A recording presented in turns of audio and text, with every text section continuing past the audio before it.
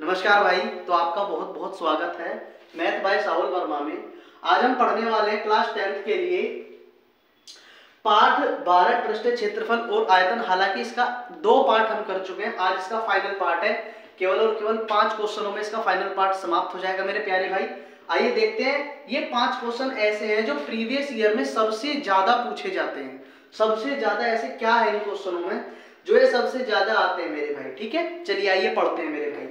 कैसे भाई, question number 1 कितना हार्ड सवाल है। ये कम से कम 10 मिनट से ज्यादा समय लेगा हमारा। आप देखिए 10 मिनट से ज्यादा समय कैसे लेता है भाई। कैसे कि r त्रिज्या वाले एक ठोस अर्धगोले का कुल पृष्ठीय क्षेत्रफल ज्ञात कीजिए।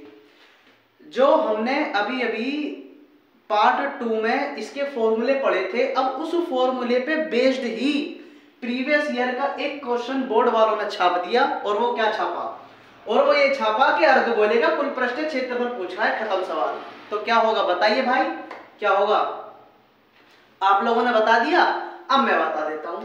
ये होगा 3πr²। खत्म सवाल। देखो 10 मिनट से ज्यादा समय ले ली इसने हमारी, है भाई।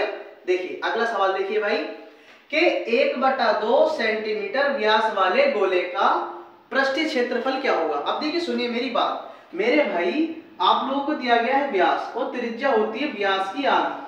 ठीक है भाई, यानी अगर मैं इसका आधा करूं तो वो इस प्रकार हो जाएगा, है कि ना है भाई।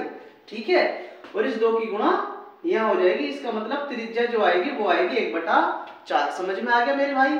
तो गोले का पृष्ठीय क्षेत्रफल पूछ रहा है। ठीक है, तो गोले का पृष्ठीय क्षेत्रफल होता क्या है मेरे भाई? गोले का देखिए, गोले का जो पृष्ठीय क्षेत्रफल होता है ना, इसका वक्र पृष्ठ भी और संपूर्ण पृष्ठ भी एक ही होता है। कैसे? देखिए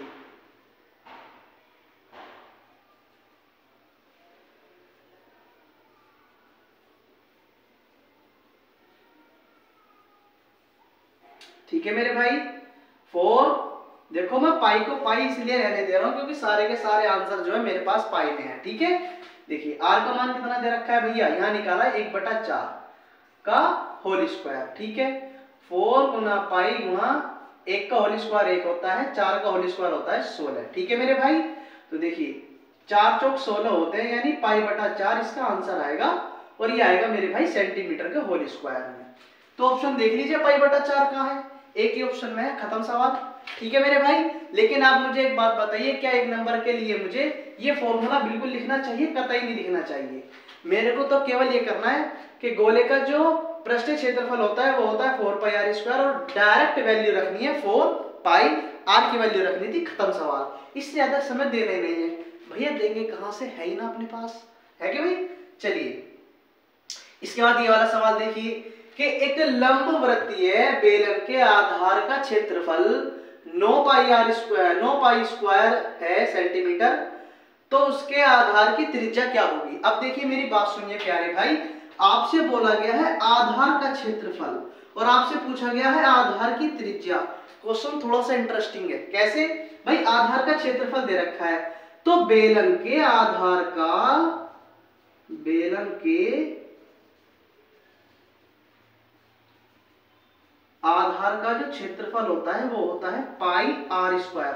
अब आप कहोगे भैया इसमें ऊंचाई क्यों नहीं आई, πr² h क्यों नहीं लिखा? क्योंकि मेरे भाई वो बोल रहा है बेलन के आधार का क्षेत्रफल बोल रहा है, इसलिए ये वाला फॉर्मूला लगेगा। ठीक है, ठीक है। तो ये कितना दे रखा है 9π। देखो पाई की वैल्यू पाई ही है और r², भैया r ही मेरे को ज्ञात करनी है। ठीक है, देखिए पाई से पाई खत्म, डायरेक्ट आपको वैल्यू बतानी है कि 9 किसका स्क्वायर है, 9 स्क्वायर है 3 का। ये आप एक बार कर भी लीजिए मेरे भाई। कैसे? देखिए भाई, देखिए इनके जो ये ऊपर वाले बेस हैं बराबर है, यानी r का मान जो आएगा डायरेक्ट वो आएगा 3। ऑप्शन में देख लीजिए 3 का है, एक ही ऑप्शन में है। खत्म सवाल। समझ में आया मेरे भाई। चलिए अगला सवाल उड़ाते हैं फटाक से कि r त्रिज्या के ठोस पाइप का, देखिए पाइप, अब ये पाइप जो है ये बेलन के आकार का होगा। आप लोगों को मालूम है ये पाइप कैसा होता है भाई, है भाई। ठीक है, पाइप का जो व्यास है वो 4 सेंटीमीटर है तथा उसकी लंबाई, लंबाई का मतलब है मेरे भाई हाइट से, लंबाई का जो मतलब है वो हाइट से है। व्यास d दे रखा है। ठीक है, डायमीटर। पाइप में प्रयुक्त धातु का आयतन ज्ञात कीजिए। आयतन दिया है, आयतन पूछा गया है। ठीक है भैया, बता देंगे क्या दिक्कत है। चलिए आप इसका आंसर निकालिए। देखते हैं कौन सबसे पहले करता है। मैं इसे मिटा देता हूं जरा।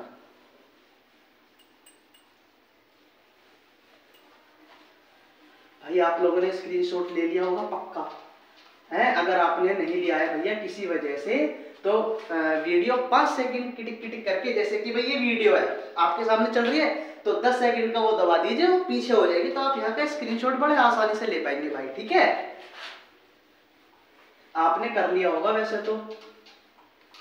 चलिए देखते हैं किस किस ने कर लिया है।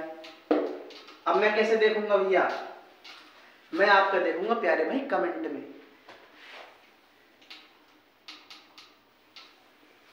ठीक है भाई, चलिए।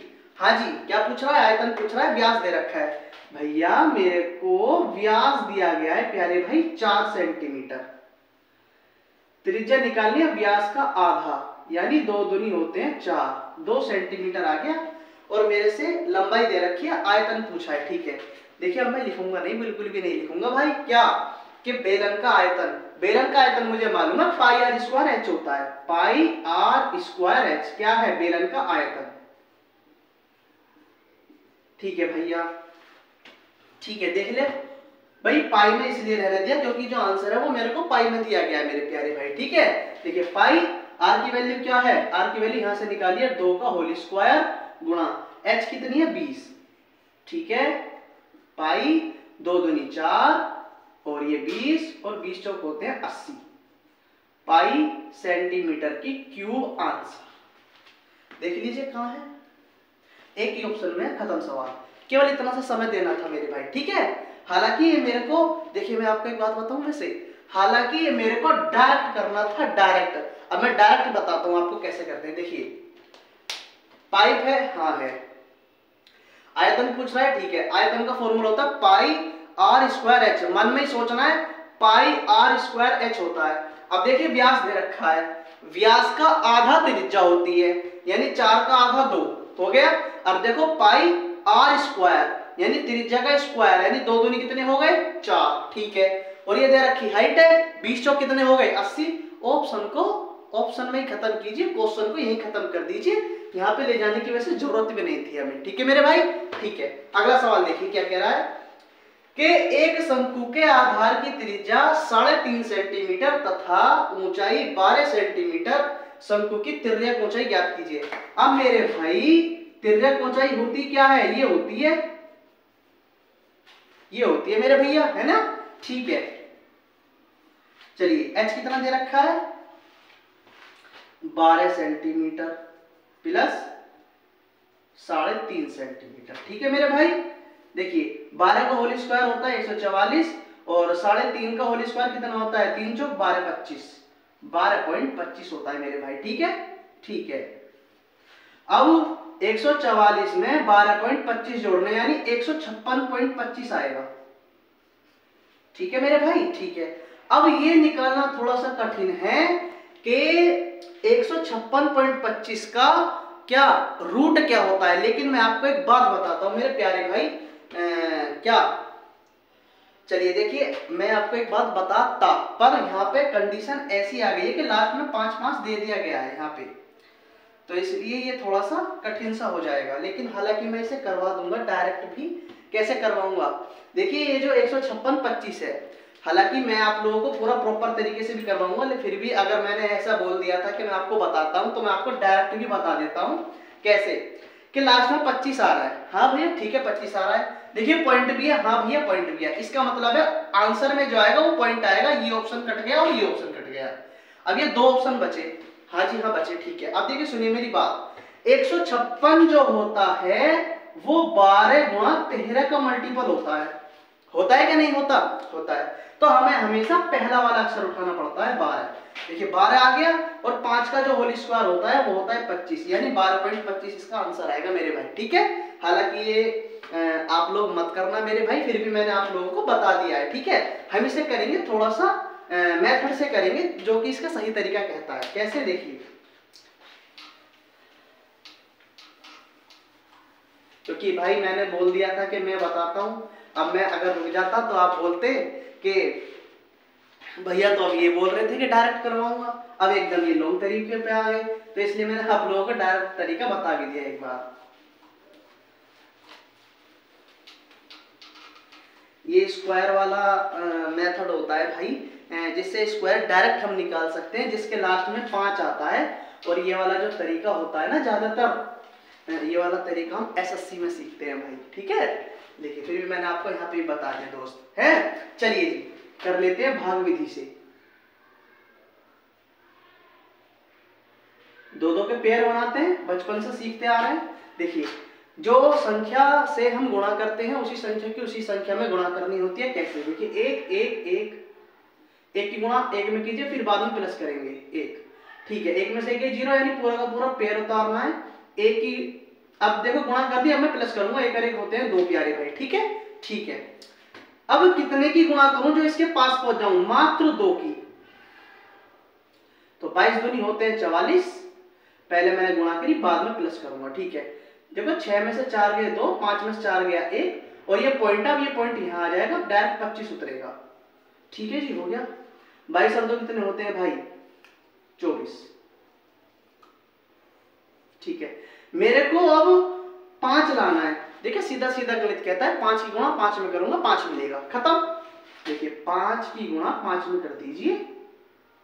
देखिए 5 पंजे 25, 5 चौक 20 और 2 22, 5 दूनी 10 और 2 12, खत्म। 12.5 देखना है, एक ही ऑप्शन में, खत्म सवाल मेरे भाई, ठीक है ठीक है भाई। तो आज हमारा ये पार्ट खत्म होता है, और आप वीडियो को शेयर और सब्सक्राइब और लाइक जरूर कर देना भाई, बाद में आप भूल जाते हो हैं, हाथों हाथ कर दीजिए, अच्छा लगेगा हमको भी, ठीक है। तो ये जो चैप्टर है, ये आज चैप्टर आपका समाप्त होता है। मुश्किल से मुश्किल इन्हीं कंसेप्ट पे आपका जो आएगा बोर्ड एग्जाम में, इन्हीं में से आ जाएगा। और मैं आपको एक बात भी बता देता हूं प्यारे भाई, अगर बोर्ड में चैप्टर नंबर 12 से क्वेश्चन आता है, हमारा आएगा वैसे तो एक क्वेश्चन फिक्स है, तो मैं ये कहूंगा कि आपका अगर क्वेश्चन बोर्ड में आया तो बोर्ड में जो एमसीक्यू होंगे उसमें 15 या 16 नंबर पे आएगा मेरे हिसाब से। भाई मैंने जहां तक ये एनालाइज किया है कि 15 या 16 नंबर पे आपका जो एमसीक्यू है वो आना चाहिए, वो भी चैप्टर नंबर 12 से, पृष्ठ क्षेत्रफल और आयतन से भाई, ठीक है। चलिए अब हम आपसे मिलेंगे प्यारे भाई नेक्स्ट चैप्टर में, नेक्स्ट चैप्टर के साथ, इसमें जो कि होगा पार्ट नंबर 13 आप लोगों का, जिसका नाम सांख्यिकी है।